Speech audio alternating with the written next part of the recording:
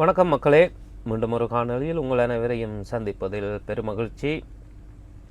இன்றைய காணொளியில் என்னத்தை பற்றி பார்க்க போகின்றோம் என்றால், இணையதளங்களில் இயங்கும் நமது ஈழத்தமிழ் சொந்தங்களை பற்றியதாகத்தான் இந்த காணொளி இருக்க போகின்றது. ஆம், இணையதளங்களில் குறிப்பாக எக்ஸ் தளத்தில் அனைவரும் அரசியல் பேசுவது வழக்கம். எக்ஸ் தளம் என்றாலே அது ஒரு அரசியல் சம்பந்தமான சமூக வலைத்தளம் என்றாகிவிட்டது. நீங்கள் டிக்டாக் பக்கம் போனால் அங்கே பகுடியும் நக்கலும் நையாண்டியும் தான் இருக்கும். அதுபோல் இன்ஸ்டாகிராம் பக்கம் போனால் நடிகைகள், செலிபிரிட்டிஸ் அவைகளை பற்றியதானதாக இருக்கும். ஃபேஸ்புக்கில் போனால் குழாயடி சண்டை அதுதான் இருக்கும். ஆனால் எக்ஸ் தளத்தில் அனைவரும் குறிப்பாக பேசுவது அரசியல் தான். அதிலும் தமிழ் தேசிய அரசியல் அங்கே கடும் விவாத பொருளாக்கி சூடான விவாதங்களும்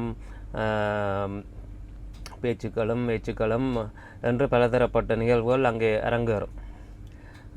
பொதுவாக சொல்லப்போனால் நாம் தமிழர் கட்சியினர், தவைக்காவினர், திமுகவினர் என்று அனைவரும் ரவுண்டு கட்டி அடித்து விளையாடும் தளம்தான் எக்ஸ் தளம்.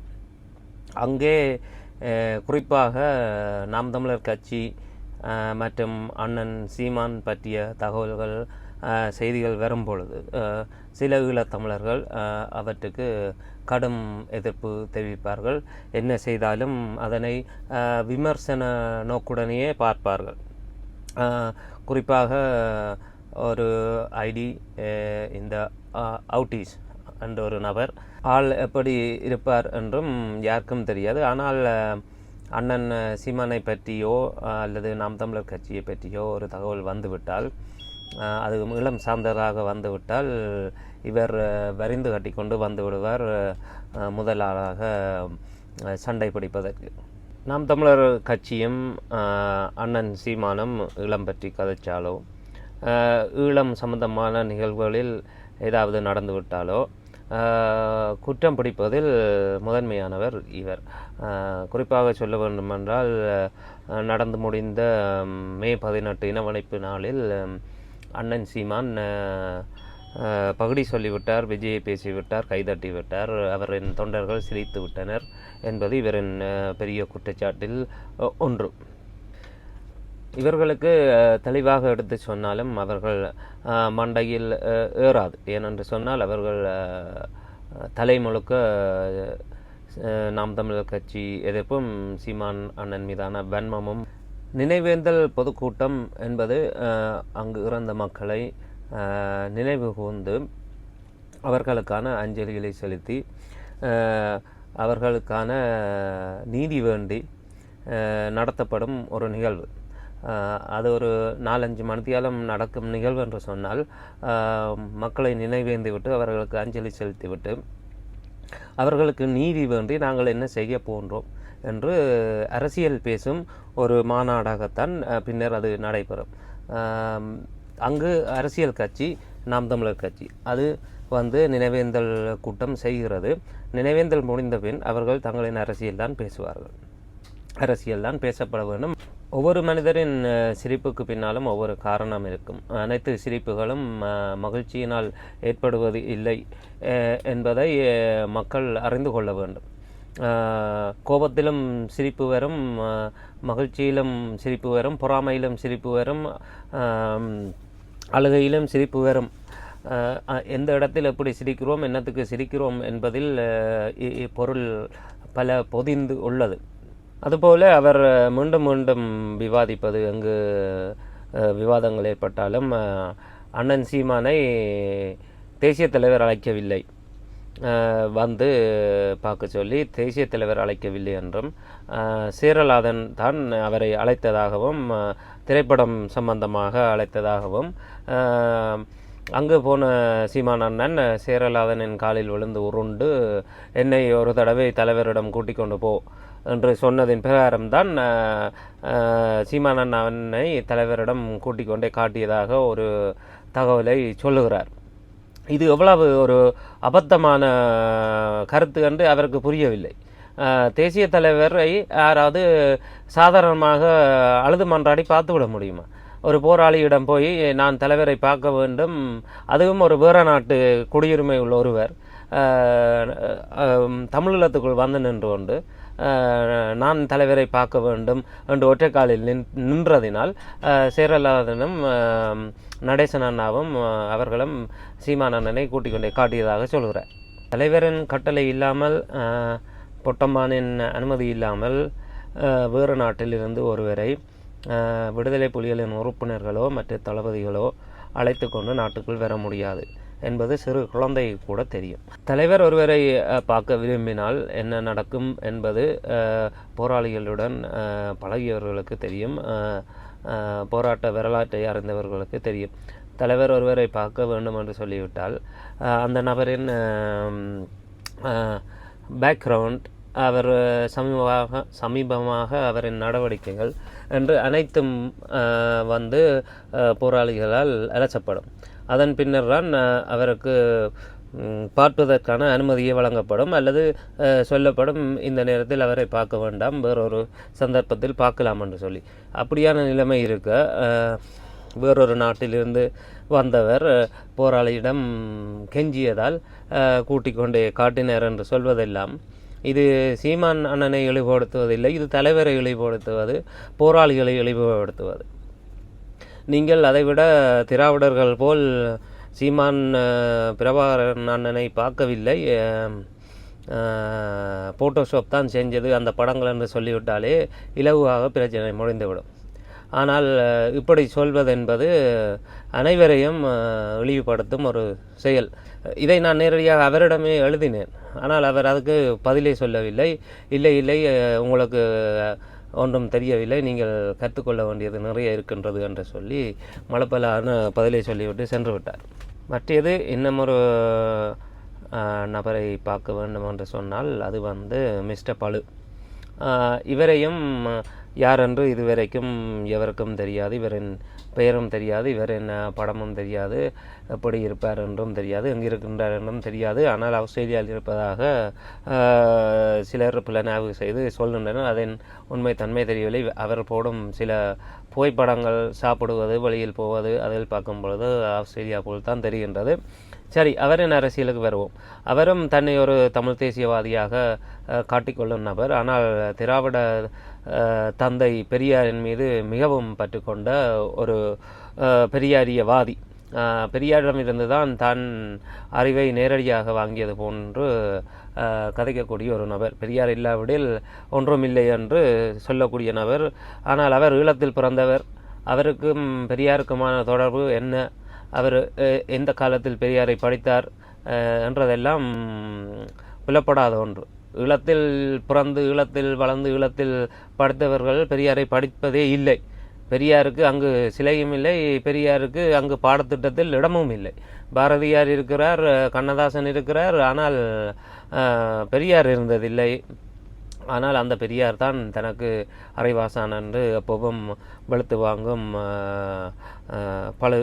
அவரின் அரசியல் தத்துவம் என்னவென்று தெளிவான ஒரு பார்வை இல்லை, அவரிடமும் இல்லை, பார்க்கும் எங்களிடமும் இல்லை அவரை பற்றி.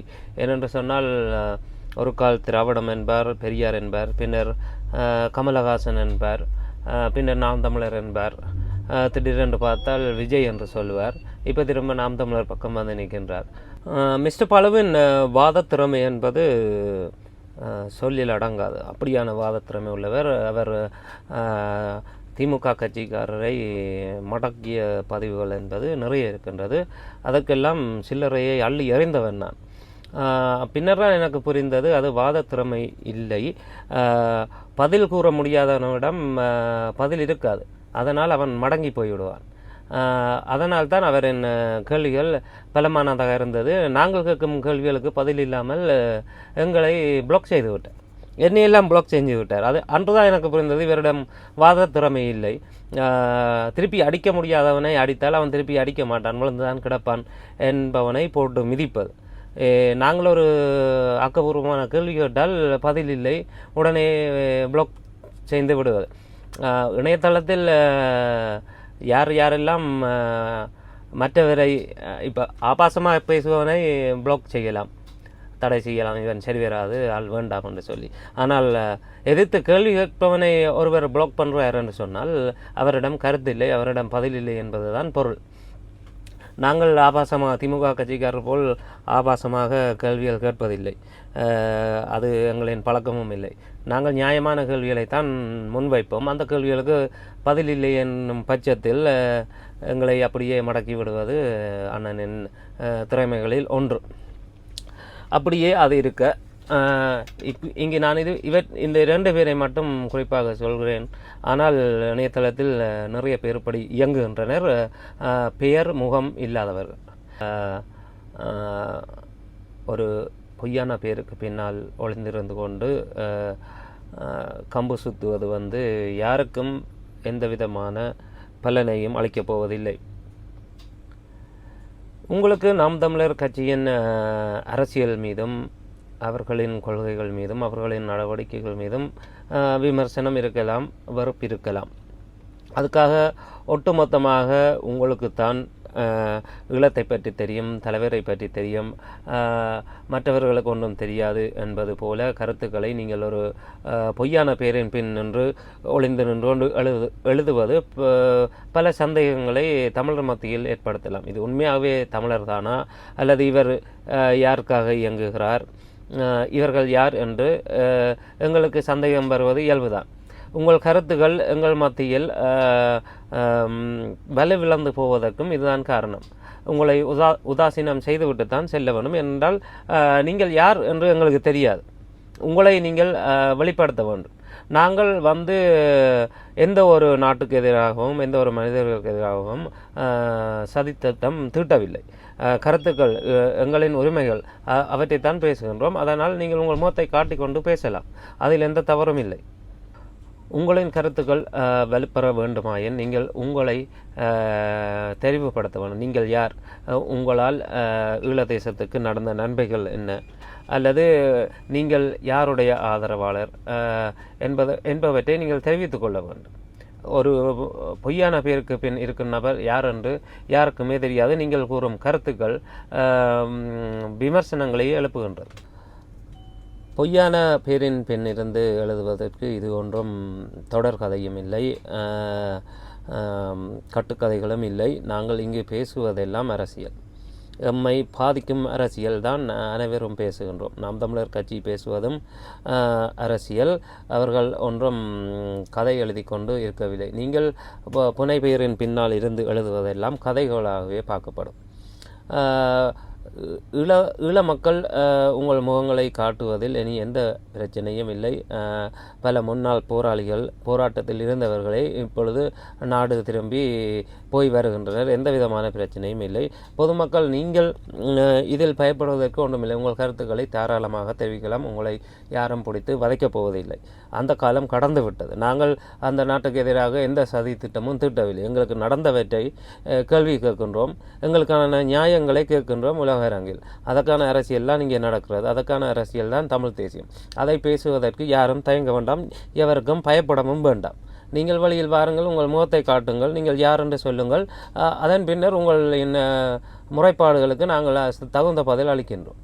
அதை விடுத்துவிட்டு இல்லை தலைவரை பார்த்தது போய், தலைவரை பார்க்க வேண்டும் என்று ஒற்றைக்காலில் நின்றுதான் தலைவரை பார்த்தார் என்று பேசுவதெல்லாம் தலைவரை அவமதிக்கும் ஒரு செயல்.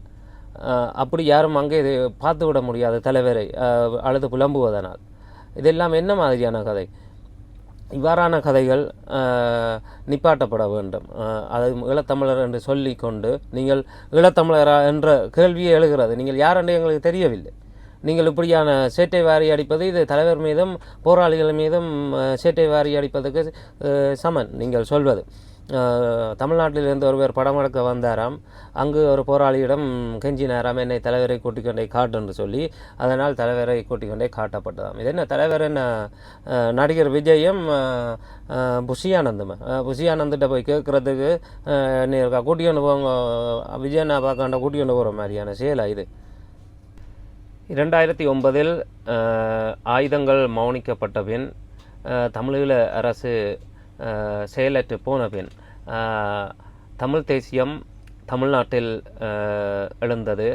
உலக பந்தில் தமிழர்கள் பிறந்து விரியும் அனைத்து நாடுகளிலும் தமிழ் தேசியம் பேசப்படுவது பட்டு கொண்டு இருக்கின்றது. ஈழத்திலும் இலங்கை அரசுக்கு கீழ் இயங்கும் இலங்கை அரசில் பங்கு வகிக்கும் இலங்கை தேர்தலில் பங்கெடுக்கும் தமிழ் தேசிய கட்சிகளும் இருக்கின்றன. நீங்கள் ஒரு கட்சிக்கு அல்லது ஒரு அமைப்புக்கு ஆதரவு ஆக இருக்க வேண்டுமென்றால் வெளிப்படையான ஆதரவை தெரிவிங்கள். நான் இவரைத்தான் ஆதரிக்கின்றேன் சொல்லி நீங்கள் நாம் தமிழர் கட்சியை ஆதரிக்கலாம், ஆதரிக்காமல் போகலாம். வெளிநாடுகளில் நாடு கடந்த தமிழர் அரசு இருக்குது, அவரை ஆதரிக்கலாம், அவர்களை ஆதரிக்கலாம், ஆதரிக்காமல் போகலாம். அல்லது ஈழத்தில் இருக்கும் தமிழ் தேசிய கட்சிகள், தமிழ் கட்சிகளை நீங்கள் ஆதரிக்கலாம், ஆதரிக்காமல் போகலாம். ஆனால் வெளிப்படையாக சொல்லுங்கள் உங்கள் ஆதரவு யாருக்குன்னு. அதுதான் அந்த கட்சிக்கான அந்த அமைப்புக்கான வலுவை ஏற்படுத்தும். அதை விடுத்துவிட்டு சும்மா இருந்தோண்டு வாரவன் போகிறவனுக்கெல்லாம் கதை சொல்லிக்கொண்டு கம்பு சுற்றி கொண்டு இருப்பதனால் யாருக்கும் எந்த பயனும் இல்லை. ஆகவே மக்களே, இப்படியான இணையத்தில் கொரில்லா யுத்தம் செய்யும் நபர்களை இனங்கண்டு அவர்களின் கருத்துக்களை தவிர்த்து விடுவது, அவர்களுடன் வீண் விவாதத்தை செய்வது என்பது அவர்களுக்கான தனிப்பட்ட வருவாயை ஏற்படுத்தும் ஒரு செயல்தான். மற்றும்படி அது எமது தமிழ் தேசியத்துக்கோ எமது நாட்டுக்கோ எந்த விதமான நன்மையும் பயக்கப் போவதில்லை என்பதை தெரிவித்துக் கொள்கிறேன். அவர்களின் கருத்துக்களுக்கு எதிர்வினை ஆற்றுவது தேவையற்ற ஒரு செயல்தான். எங்களை எதிர்ப்பவர்கள் அவர்கள் தங்களை யாரென்று காட்டிக்கொண்டே இருக்கின்றனர். பெரும்பாலானோர் அப்படித்தான் செய்கின்றனர்.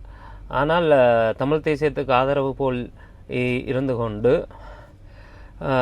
தமிழ் தேசியம் பேசும் நாம் தமிழர் கட்சியை விமர்சிப்பதற்கு இப்படியானவர்கள் வேறு வேறு பெயர்களில் மறைந்திருந்து கொண்டு தொடர்ந்து கல்கரை அறிந்து கொண்டிருக்கின்றனர். அவர்களை நீங்கள் புறக்கணித்து விடுங்கள். அவர்களின் நோக்கம் தமிழ் தேசியமும் இல்லை, தேசிய தலைவரின் வழியை பின்பற்றுவதும் இல்லை.